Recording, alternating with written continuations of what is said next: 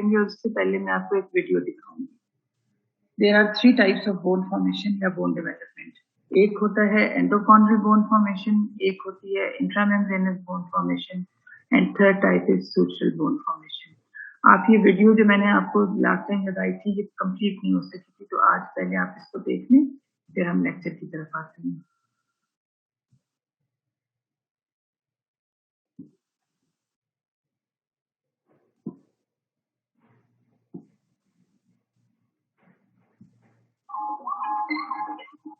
Some have described the skeletal system as the infrastructure of the human body, providing a rigid framework that offers protection and support, as well as attachment sites for the tendons and muscles that are essential for locomotion.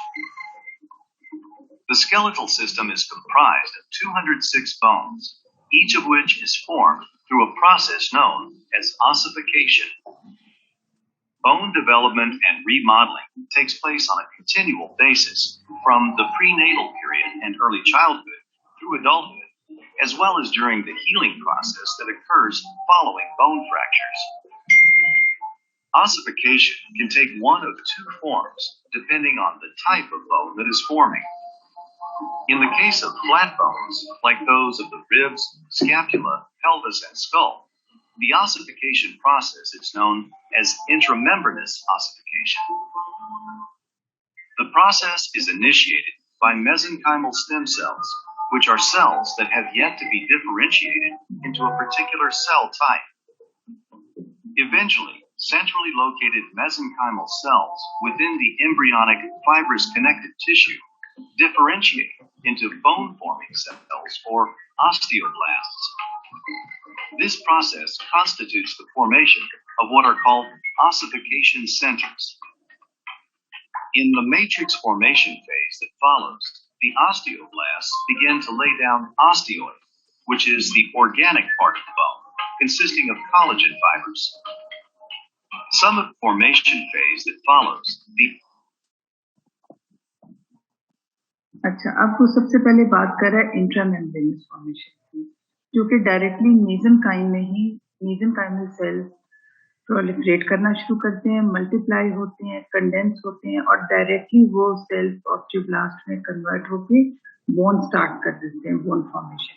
इसका मतलब ये हुआ कि इंट्रामेम्ब्रेनस bone formation में bone directly mesenchyme से बनती है, whereas in endochondral bone formation mesenchyme से पहले कार्टिलेज मॉडल बनता है और उस मॉडल के ऊपर फिर बोन बनती है, तो उसे कहते हैं एंडोकॉन्ड्रल। लेकिन जो इंट्रामेम्ब्रेनस है वो डायरेक्टली मेसेनकाइम से बोन फॉर्म होती है। जी उसने बताया कि मेसेनकाइमल स्टेम सेल से ऑस्टियोब्लास्ट बनी है और इन ऑस्टियोब्लास्ट ने कोलेजन फाइबर सिक्रीट किया है जो कि ऑस्टियोइड है बोन का, और उसके बाद वो मिनरलाइज हो जाएगा। This process constitutes the formation of what are called ossification centers. In the matrix formation phase that follows, the osteoblasts begin to lay down osteoid, which is the organic part of the bone, consisting of collagen fibers. Some of the osteoblasts are entrapped within the osteoid and are then said to be osteocytes. The osteoid then calcifies and forms slender, needle-like structures of spongy bone called spicules, which aggregate in the form of small supporting beams or trabeculae. Meanwhile, the blood vessels on the outside of the spongy bone condense and form the periosteum, the fibrous sheath that covers bone. As the trabeculae thicken, an interconnected network forms, resulting in what's called woven bone, which is characterized by a somewhat haphazard organization of collagen fibers and is mechanically weak. जो first embryonic bone form हो रही होती है उसे woven bone कहते हैं और वो थोड़ी वीक होती है, इतनी स्ट्रांग नहीं होती जैसे लेमिनर बोन होती है, और इसमें कोलेजन फाइबर्स भी हैप्पैज़र्ड अरेंज होते हैं, और लेमिनर बोन में ये मैं आपको आगे पढ़ाऊंगी कि बिल्कुल ऑर्डर्ड शीट्स में ये ऑर्गेनाइज होते हैं, ठीक है। Eventually, this leads to the formation of lamellar bone around the newly formed spongy bone. This lamellar or compact bone has regular parallel alignment of collagen in the form of sheets or lamellae and is mechanically quite strong. While flat bones are formed through intramembranous ossification, most bones in the body, such as the long bones of the legs and arms, are formed in a somewhat different manner, known as endochondral ossification. ये देखें, ये एक long bone जहाँ पे बनी है, पहले cartilage का मॉडल बना है, जिसे टेम्पलेट कहते हैं। एक मॉडल है जो कि गाइड करेगा इसके ऊपर बोन फॉर्मेशन को, ठीक है। ये कार्टिलेज मॉडल है, और जैसे बोन के बाहर पेरिओस्टियम होता है, तो इसके बाहर ये सारा पेरिकॉन्ड्रियम है, कार्टिलेज मॉडल के बाहर। This type of bone development involves cartilage models, which are eventually replaced with bony tissue. The process begins in the developing fetus and can be divided into several stages. Around the 8th week of development, chondroblasts begin secreting a cartilaginous matrix that will form the hyaline cartilage model for bone development. As with other hyaline cartilage tissues, chondrocytes are trapped in lacunae, and a perichondrium surrounds the model. The next stage begins when chondrocytes within the center of the model hypertrophy and begin to resorb some of the surrounding cartilage matrix.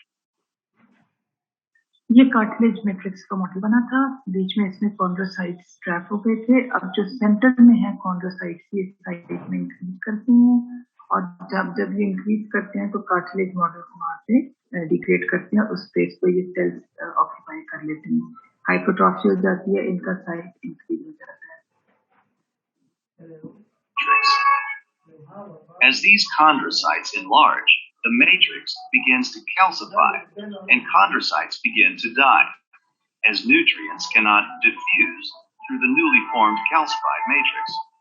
अच्छा, अब जब chondrocytes hypertrophy होते हैं, तो उसके बाद जब ये इनकी पूरी हाइपरट्रॉफी हो जाती है, इसके बाद इस कार्टिलेज मॉडल की इस जगह से ऑसिफिकेशन स्टार्ट होगी, यहाँ से स्टार्ट होगी और इस डायरेक्शन में मूव करेगी, और यहाँ से स्टार्ट होकर इस डायरेक्शन में मूव करेगी।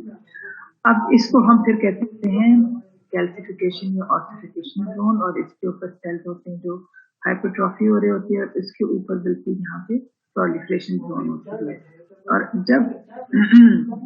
जब ये जगह ऑसिफाई होने लग जाती है, तो फिर ब्लड वेसल से जो न्यूट्रिएंट्स आ रहे होते हैं वो नहीं पहुंच पाते सही तरह से कॉन्ड्रोसाइट तक, तो ये इनकी डेथ होनी शुरू हो जाती है कॉन्ड्रोसाइट की। Next, stem cells within the perichondrium divide to form osteoblasts and a compact bone. अच्छा, ये अंदर कार्टिलेज मॉडल है और इसके बाहर पूरा पेरिकॉन्ड्रियम था, ठीक है, जिसने इसको इनक्लोज किया है मॉडल को। पेरिकॉन्ड्रियम में स्टेम सेल्स होते हैं जो कि ऑस्टियोब्लास्ट में कन्वर्ट होते हैं, और जब ऑस्टियोब्लास्ट बन जाते हैं तो वो इस जगह पे पेरिओस्टियम बना देते हैं, जहाँ पहले पेरिकॉन्ड्रियम था। इस मिडिल रीजन में जहाँ पे एक बोन का कॉलर बन जाता है, जहाँ पेरिओस्टियम बनता है। Collar is formed around the calcified cartilage shaft. A periosteal bud capillaries and osteoblasts invades the core of the cartilage. अब ये आप ये समझें कि अंदर जो कार्टिलेज ऑसिफाई हो रही है, उसके साथ साथ बाहर ये हिस्सा जो है जहाँ पहले पेरिकॉन्ड्रियम था, ये पेरिओस्टियम में कन्वर्ट हो गया है। ये ब्लू अभी भी पेरिकॉन्ड्रियम है, यहाँ पे भी पेरिकॉन्ड्रियम है, लेकिन इस जगह पेरिकॉन्ड्रियम की जगह पेरिओस्टियम बन गया है। इससे नेक्स्ट स्टेज क्या होती है, पेरिओस्टियम जब बन जाता है तो सेंटर में कैपिलरीज चली जाती हैं, उनके साथ ऑस्टियोब्लास्ट जाते हैं, ऑस्टियोजेनिक सेल्स जाते हैं, और वो यहाँ पे अंदर भी बोन फॉर्मेशन स्टार्ट हो जाती है, और इसको हम कहते हैं प्राइमरी ऑसिफिकेशन सेंटर। और ये जो ब्लड वेसल अंदर जा रही हैं और यहाँ से स्टार्ट कर रही हैं और साथ ऑस्टियोब्लास्ट जा रहे हैं, इसको कहते हैं पेरिओस्टियल बड, इस वाले रीजन को। Shaft, forming a primary ossification center. The remains of the calcified cartilage serve as a template. A compact bone collar is formed around the calcified cartilage shaft. A periosteal bud consisting of capillaries and osteoblasts invades the core of the cartilaginous shaft, forming a primary ossification center. The remains of the calcified cartilage serve as a template on which osteoblasts can build bone. Bone development extends toward the epiphyses. अब आप ये देख रहे हैं कि जो yellow yellow है ये बोन है और जो ब्लू है वो कार्टिलेज है, ठीक है। तो आप ये कह सकते हैं कि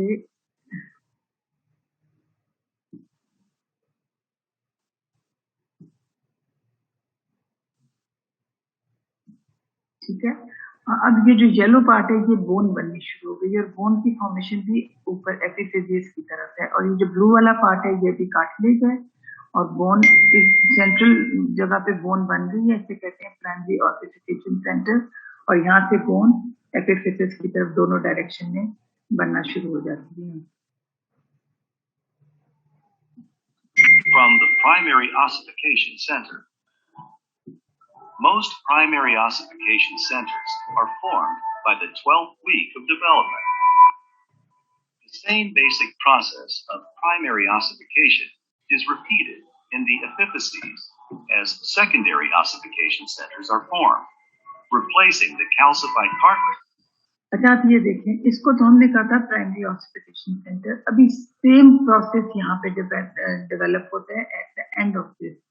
दोनों जो एंड्स हैं जिन्हें एपिफिसिस कहते हैं इस टेम्पलेट के, यहाँ पे इसी तरह पेरियोस्टियल बड आता है, बाहर से कैपिलरीज आती हैं, ऑस्टियोब्लास्ट आती हैं, और यहाँ पे एक बोन बननी शुरू होगी इधर, इसके इर्द गिर्द सारी कार्टिलेज है, इसे कहते हैं सेकेंडरी ऑसिफिकेशन सेंटर। ठीक हो गया। और अगर आप देखें तो सेकेंडरी ऑसिफिकेशन सेंटर के इर्द गिर्द सारी कार्टिलेज है, with mostly spongy bone. As the secondary ossification centers are formed, osteoclasts resorb bone within the diaphysis, creating a hollow medullary. जब ये सेकेंडरी ऑसिफिकेशन सेंटर यहाँ बन रहा होता है, ये ज्यादा स्पंजी बोन बन रही है, तो इस जगह पे ऑस्टियोक्लास्ट आती हैं और जो बीच में स्पंजी बोन बनी थी यहाँ शैफ्ट, जिसे डायफिसिस कहते हैं, ये एपिफिसिस है और ये डायफिसिस है, इसके अंदर वाली बोन को ये रिजॉर्व करती है ऑस्टियोक्लास्ट और एक नैरो कैविटी बन जाती है। Cavity. When secondary ossification is performed, osteoclasts resorb bone within the diaphysis, creating a hollow medullary cavity. When secondary ossification is complete, the cartilage is totally replaced by bone, except in two places. A region of cartilage remains over the surface of the epiphyses as the articular cartilage, and another area of cartilage remains between the epiphyses and diaphysis. अच्छा, अब आप ये देखिए कि ये सारा diaphysis भी bone बन गया और एपिफिसिस में भी सारी बोन बन गई, ये सिर्फ दो जगह कार्टिलेज रहेगी, एक ये बिल्कुल इसकी आर्टिकुलर सरफेस पे, इसमें हमेशा कार्टिलेज रहेगी, इसको कवर करेगी, इसके हेड को, ठीक है, एपिफिसिस को कवर रखती है हाईलाइन कार्टिलेज, और ये बीच में ये वाला जो लाइट सा बैंड नजर आ रहा है ये भी कार्टिलेज रहती है, एपिफिजियल प्लेट या एपिफिजियल ग्रोथ प्लेट कहते हैं। जब बच्चा ग्रो कर रहे होते हैं, हाइट पर बढ़ रही होती है, तो इस प्लेट की वजह से बढ़ रही होती है, क्योंकि यहाँ से सेल्स प्रोलिफरेट करते रहते हैं और ये बोन लेंथ में बड़ी होती जाती है। जब एडल्ट पूरा अपनी हाइट अटेन कर लेता है तो उसके बाद ये वाली जो कार्टिलेज है ये भी ऑसिफाई हो जाती है, ये तो रहती है लेकिन ये फिर ऑसिफाई हो जाती है और उसके बाद हाइट बढ़नी बंद हो जाती है। This is known as the growth region or epiphyseal plate and is the point from which all growth in bone length occurs. At adulthood, epiphyseal cartilage plates are completely ossified and bone growth stops.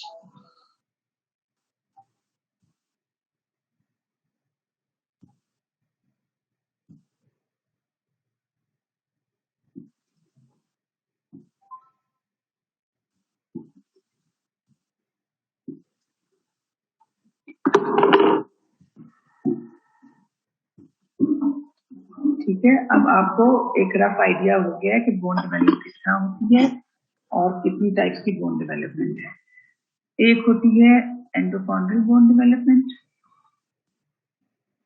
ठीक है। दूसरी endochondral means जिसमें cartilage model पहले बनता है। Intramembranous the process of direct replacement of mesenchyme by the bone. And the third type is sutural. पहले मैं आपको पढ़ा देती हूँ इंट्रामेम्ब्रेनस, उसके बाद हम एंडोकॉन्ड्रल पढ़ेंगे। ये कहाँ पे हो रही होती है इंट्रामेम्ब्रेनस? ये हो रही होती है स्कल में, मैंडिबल में, क्लेविकल में। जो फ्लैट बोन्स हैं उनमें इंट्रामेम्ब्रेनस ऑसिफिकेशन होती है। Bone develops directly with in the soft connective tissue. Mesenchymal sales proliferate and condense. जो मेसेंकाइम का जो टिश्यू है उसके जो सेल्स हैं वो मल्टीप्लाई, जहाँ पे बोन बननी है वहां पे सेल्स मल्टीप्लाई होना शुरू हो जाएंगे और कंडेंस होने लग जाएंगे उस एरिया में जहाँ पे बोन बननी है। उसके बाद क्या होगा? सेल की प्रोलिफरेशन के बाद वहां पे वेस्कुलैरिटी इंक्रीज हो जाएगी, वेसल्स बनने लग जाएंगी। Increase vascularity within the condensed mesenchyme and then osteoblast form. वहां पे नए सेल्स फॉर्म होते हैं ऑस्टियोब्लास्ट। उसके बाद वो क्या करती हैं? वो ले डाउन करती हैं बोन मैट्रिक्स को, जिसे ऑस्टियोइड कहा जाता है। और जब वो ऑस्टियोइड मिनरलाइज होता है तो वो ट्रेबेकुलर बोन बनती है। As mesenchymal cells differentiate into osteoblasts, they start exhibiting alkaline phosphatase activity. आपको पता है alkaline phosphatase वो एंजाइम है, मैं कई दफा बता चुकी हूँ कि जब भी कोई हार्ट टिश्यू बनने लगता है वहां पे alkaline phosphatase एंजाइम प्रेजेंट होता है और उसकी एक्टिविटी वहां पे नजर आती है। This sequence of events occurs at multiple sites within each bone of cranial walls, maxilla, body of mandible. अब अगर हम स्कल की एग्जांपल लें तो स्कल के डिफरेंट फोकाई पे, डिफरेंट साइट्स पे ये इंट्रामेम्ब्रेनस बोन फॉर्म होना शुरू हो जाती है। Once begun it proceeds rapidly. उसके बाद जब ये प्रोसीड करती है, बढ़ती जाती है, तो ये जो डिफरेंट साइट्स पे जहाँ पे भी आपस में फ्यूज कर जाते हैं। First embryonic bone is termed बोवन bone. At first, boven bone takes form of spicules and tuberculi. शुरू में जब बोवन बोन बनती है तो सिर्फ ट्यूबेकुलर बोन बनती है, ठीक है, अभी कॉम्पैक्ट बोन नहीं बनती। Progressively these fuse into thin bony plates. शुरू में सिर्फ बोनी स्पिक्यूल्स बनते हैं जो कि फ्यूज होकर थिन बोनी प्लेट्स बनती हैं। Early plates of intramembranous bone are structurally unsound, इतनी स्ट्रॉन्ग नहीं होती। Why? Because poor fibre orientation. जो कोलेजन फाइबर्स हैं उनकी पुअर ओरिएंटेशन है, हर डायरेक्शन में हैज़र्ड वो ओरिएंटेड होते हैं। एंड मिनरलाइजेशन, और पुअर मिनरलाइजेशन भी होती है। क्यों? क्योंकि एक तो फाइबर्स हैज़र्ड होते हैं और उनके बीच में स्पेसेस होती हैं काफी, और वहां पे फिर नॉन कोलेजनस मैट्रिक्स प्रोटीन्स होती हैं उन स्पेसेस के बीच में। और इसमें काफी सारे आइलैंड्स होते हैं सॉफ्ट कनेक्टिव टिश्यू के विद इन द प्लेट्स, यानी कि ऑसिफिकेशन भी हो रही है और ऑसिफिकेशन साइट्स के बीच में आइलैंड्स होते हैं सॉफ्ट कनेक्टिव टिश्यू के। इस वजह से ये बोन इतनी स्ट्रॉन्ग नहीं होती। दो रीजंस है, poor fibre orientation, poor collagen fibre orientation, and many islands of soft connective tissue remain within the plate. उसके बाद क्या होता है? Establishment and expansion of the narrow cavity turns the endosteal surface of bone into a resorbing surface, and periosteum initiates formation of most of the new bone. ये मैंने आपको last lecture में भी समझाया था कि जब बोन बनती है और उसने जब एक्सपैंड होना होता है नैरो स्पेस में और बोन में थिक भी होना होता है, तो जनरली एंडोस्टियल सरफेस पे रिसॉर्प्शन होती है ताकि आपकी बोन नैरो कैविटी एक्सपैंड होती जाए, अंदर की कैविटी बड़ी होती जाए, और जो बाहर जब एंडोस्टियम पे रिसॉर्प्शन हो रही है और अगर पेरियोस्टियम पे नई बोन नहीं बनेगी तो ये बोन तो पतली होकर ब्रेक कर जाएगी। तो हमेशा bone resorption and bone formation एक दूसरे को बैलेंस करते हैं, और जब ग्रोथ हो रही होती है तो बोन फॉर्मेशन थोड़ी ज्यादा होती है ताकि बोन थिक भी हो। अंदर की नैरो कैविटी भी एक्सपैंड हो रही होती है और बाहर से बोन जो है कॉम्पैक्ट बोन वो थिक भी हो रही होती है।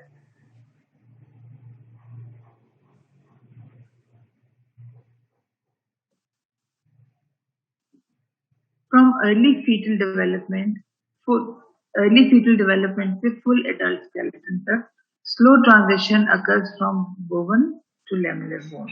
यानी फीटल डेवलपमेंट में पहले वोवन बोन बनती है, फिर ये आहिस्ता आहिस्ता सारी लैमेलर बोन में ट्रांजिशन हो जाती है, ट्रांसफॉर्म हो जाती है फुल एडल्ट स्केलेटन बनते तक. Transition is rapid during late fetal development and first years of life.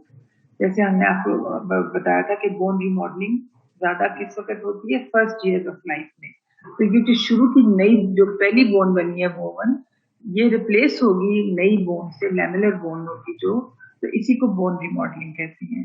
और ये लेट फीटल डेवलपमेंट में रैपिड होती है, और फिर उसके अलावा फर्स्ट ईयर ऑफ लाइफ में बोन रिमॉडलिंग बहुत रैपिड होती है.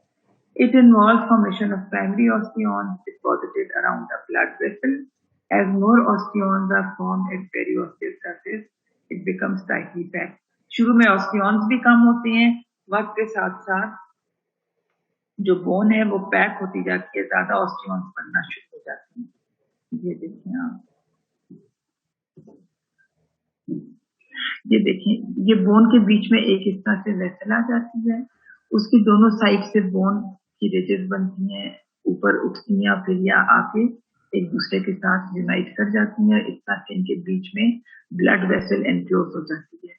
इस तरह से आप देखें एक ऑस्टियॉन बनता है. पहले इस तरह लेयर्स थी बोन की, फिर ये क्लोज हो गई आके ऊपर एक कैपिलरी के, ब्लड वेसल के, और फिर जब ये ऑस्टियॉन बनता है तो फिर बोन अंदर की तरफ भी डेवलप होती है, ताकि ये जो कैविटी है ये छोटी सी रह जाती है, बिकॉज अंदर नई लैमेला बोन्स के बनते जाते हैं. उसके अलावा बाहर भी बोन बनती है, यानी अंदर भी बन रही है और बाहर की साइड पे भी बनती है, ताकि इसकी विड्थ भी इंक्रीज हो. इसके अलावा ये डायग्राम आपको शो कर रहा है कि ये मीसेंकाइमल है. जब यहाँ बोन बनने लगेगी तो मीसेंकाइमल टिश्यू मल्टीप्लाई होंगे, कंडेंस होंगे, और यहाँ पे ब्लड वेसल्स अपीयर पहली डेवलपमेंट की है. फिर उसके बाद ये वाले जो मीसेंकाइमल सेल्स हैं ये ऑस्टियोब्लास्ट में ट्रांसफॉर्म हो जाएंगे, और जब ये ऑस्टियोब्लास्ट बन जाएंगे तो फिर जाहिर है ऑस्टियोब्लास्ट का काम है ये ऑस्टियोइड बनाएंगे, और फिर वो ऑस्टियोइड मिनरलाइज हो जाएगा. और ये वाले जो ऑस्टियोब्लास्ट थे ये इस बोन मैट्रिक्स के अंदर ट्रैप हो गए, और इन्होंने यही वाले जो यहाँ ऑस्टियोब्लास्ट थे, यहाँ पे ये ऑस्टियोसाइट्स बन गए, अपने लेक्टिना के अंदर है, और ये साइट पे कनेक्ट.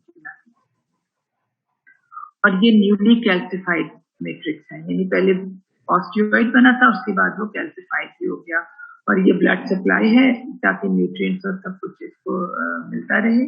और उसके अलावा यहाँ पे एल्कलाइन फॉस्फेटेज एक्टिविटी भी नजर आती है इस जगह पे. अब थर्ड में क्या हुआ कि ये बोन इस तरह से लॉन्ग हो रही है, लेकिन मेनली यहाँ पे ट्रेबेकुलर बोन फॉर्म हो रही है इस जगह पे. तो ये बीच में ब्लड वेसल्स हैं, ये सारे ऑस्टियोसाइट्स हैं.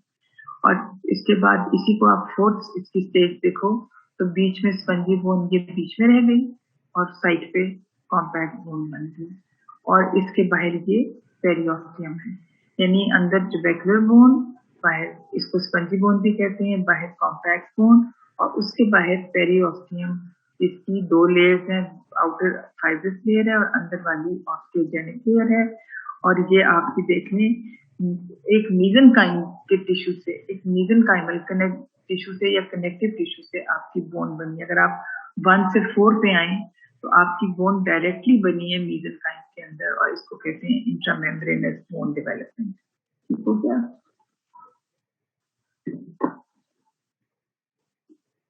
Woven bone is characterized by intertwined collagen fibrils oriented in many directions, showing wide interfibular spaces.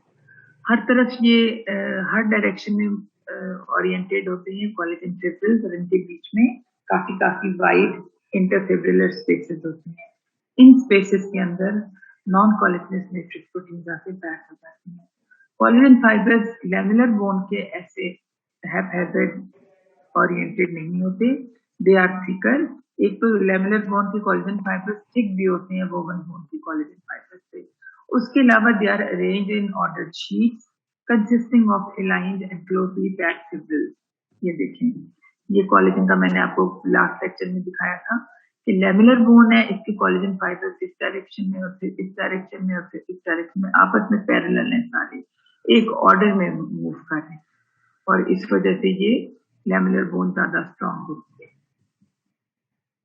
Matrix vesicle is implicated in initiation of mineral deposition during intramembranous bone formation.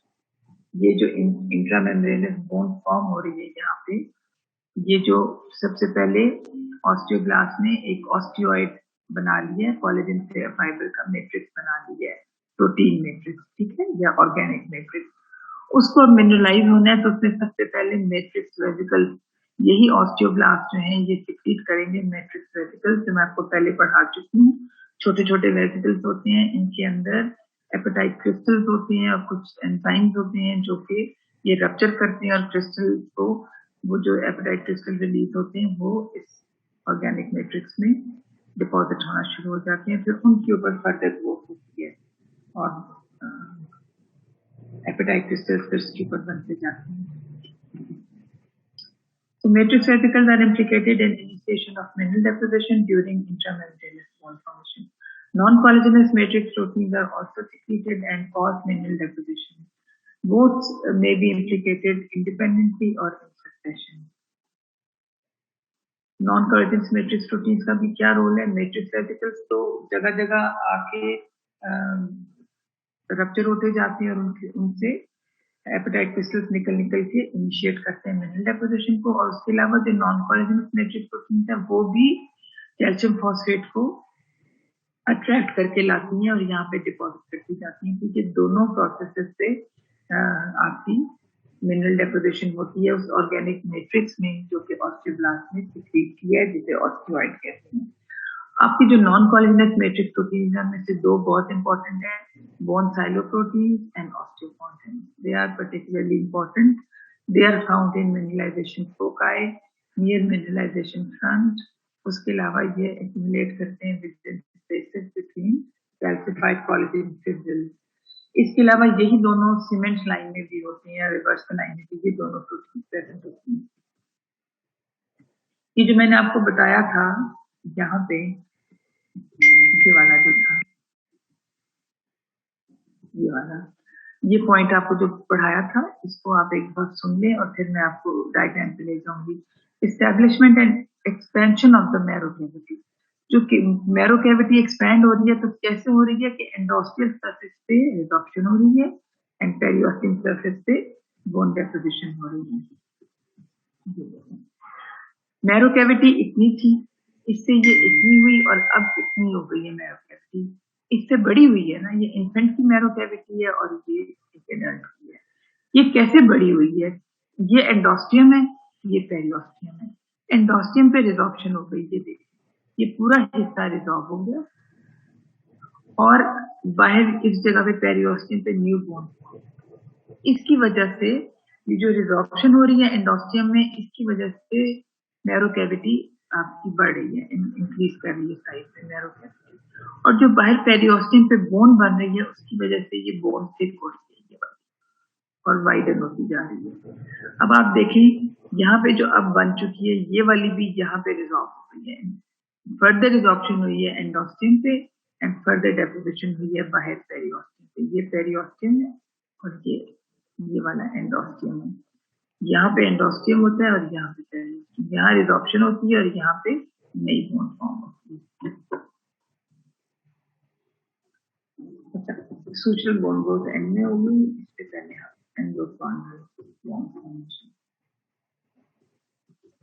इससे आपने ये नहीं समझना कि कुछ बहुत मुश्किल है, मैंने इसलिए इंट्रामेम्ब्रेनस पहले पढ़ा दिया कि वो थोड़ा इजी है। एंडोकॉन्ड्रियल ऑसिफिकेशन कोई ऐसा मुश्किल नहीं है, आपने अपने ज़हन में इमेजिन करना है कि जहां बोन बनी है, फॉर एग्जांपल एक लॉन्ग बोन बनी है, वहां मेसेंकाइम में डायरेक्टली बोन नहीं बनेगी, बल्कि वो मेसेंकाइम पहले एक कार्टिलेज मॉडल बनाएगा। अब उस कार्टिलेज मॉडल के ऊपर बोन बनेगी तो जाहिर है पहले कार्टिलेज बनेगी, फिर वो कार्टिलेज ऑसिफाई होगी, फिर उसके बाद वो कार्टिलेज डिग्रेड करेगी ताकि उसकी जगह पे बोन बन सके। तो ये तीनों प्रोसेसेस होंगे, पहले कार्टिलेज मॉडल बनेगा, उसके बाहर पेरिकॉन्ड्रियम होगा, उसके बाद ये वाला कार्टिलेज मॉडल ऑसिफाई करेगा और फिर इसकी बीच में से डिस्ट्रक्शन शुरू हो जाएगी और वहां पे ब्लड वेसल्स आएंगी, साथ ऑस्टियोब्लास्ट लेकर आएंगी सेंटर में जहाँ पे डिस्ट्रक्शन शुरू हुई, और उसके बाद वहां पे ये देखें ये सबसे पहले ये प्रिमिटिव मेसेंकाइम है, इसके अंदर ये कार्टिलेज मॉडल बन गया और ये बाहर जो ब्राउन बैंड है ये पेरिकॉन्ड्रियम है। अब इसने शेप ले ली एक लॉन्ग बोन वाली, लेकिन ये सारा ब्लू जो है सारा आपने याद रखना है कार्टिलेज के लिए और येलो कलर बोन के लिए है, ब्राउन आपका पेरिकॉन्ड्रियम है। अच्छा, अब दो चीजें साथ साथ होंगी, अंदर से कार्टिलेज ऑसिफाई होना शुरू होगी और बाहर इस पेरिकॉन्ड्रियम भी आपको मैंने बताया पेरिओस्टियम में दो लेयर्स होती हैं, अंदर वाले ऑस्टियोजेनिक सेल्स होते हैं और बाहर वाली लेयर में फाइबर्स होती हैं, कोर्स कोलेजन फाइबर्स होती हैं। तो जो ऑस्टियोजेनिक लेयर होती है उसमें स्टेम सेल्स होते हैं। इसी तरह पेरिकॉन्ड्रियम के जो लेयर है उसमें भी स्टेम सेल्स होते हैं, वो सेल्स ऑस्टियोब्लास्ट में कन्वर्ट होना शुरू हो जाते हैं और ये वाला जो हिस्सा है डायफिसिस का, यहाँ पे पेरिओस्टियम बन जाता है, बजाय पेरिकॉन्ड्रियम की जगह पेरिओस्टियम बन जाता है यहाँ पे। अभी बाकी जगहों पे पेरिकॉन्ड्रियम ही है, लेकिन यहाँ पे इस मिड शैफ्ट में पेरिओस्टियम बनेगा और उसके बाद अंदर ब्लड वेसल्स जाएंगी, ये अगले डायग्राम में देखेंगे। पेरिओस्टियम बनने के बाद ब्लड वेसल्स अंदर की तरफ जाएंगी, यहाँ पे कार्टिलेज ऑसिफाई हो गई यहाँ पे, और फिर ऑसिफाई होने के बाद वो डिग्रेड होना शुरू हो जाती है, उस जगह पे ब्लड वेसल्स आती हैं और जी मैम आपकी आवाज चली गई, लाइक वो बीच में बार बार ऐसे जा रही है। अब आ रही है मैम? अब आ रही है, लेकिन इससे पहले आप जो समझा रही थी तो उस वक्त नहीं आ रही थी। अच्छा, ये देखें, मेसेंकाइम में सबसे पहले कार्टिलेज मॉडल बना है। अब देखो इंट्रामेम्ब्रेनस में कोई कार्टिलेज मॉडल नहीं बना था, मेसेंकाइम से डायरेक्ट बोन बनी थी। अब हम पढ़े हैं एंडोकॉन्ड्रियल बोन फॉर्मेशन जो लॉन्ग बोन्स में होती है, उसमें पहले कार्टिलेज मॉडल बनता है उसी शेप का और इसके बाहर पेरिकॉन्ड्रियम है, ये वाला ब्राउन, इसमें स्टेम सेल्स होते हैं। पेरिकॉन्ड्रियम ये जो मिड शैफ्ट के रीजन में से पेरिकॉन्ड्रियम के स्टेम सेल्स ऑस्टियोब्लास्ट में कन्वर्ट होते हैं और इस हिस्से में पेरिकॉन्ड्रियम की जगह पेरिओस्टियम बन जाता है। क्यों बनता है? क्योंकि अब इस मॉडल ने बोन में कन्वर्ट होना है, इसलिए पेरिकॉन्ड्रियम की जगह यहाँ पे मिड शैफ्ट में सिर्फ पेरिओस्टियम बन जाएगा। पेरिओस्टियम बोन की आउटर लेयर होती है, बोन नहीं होती, और ये बाकी सारा ऊपर,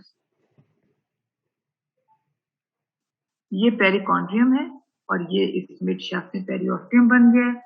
और इसके बाद ब्लड वेसल्स अंदर आती हैं सेंट्रल रीजन में, इनके साथ ऑस्टियोब्लास्ट आते हैं। जो कार्टिलेज ऑसिफाई हुई थी वो डिग्रेड होने लग जाती है और उसकी जगह नई बोन बनना शुरू हो जाती है। तो मिड शैफ्ट रीजन से बोन ऊपर की तरफ जाती है, दोनों, ये एपिफिसिस है, ये डायफिसिस है। डायफिसिस से बोन ग्रो करेगी towards this epiphysis and towards this epiphysis, और इसको कहेंगे प्राइमरी ऑसिफिकेशन सेंटर, इस वाले को, ये जो डायफिसिस में बोन बन रही है।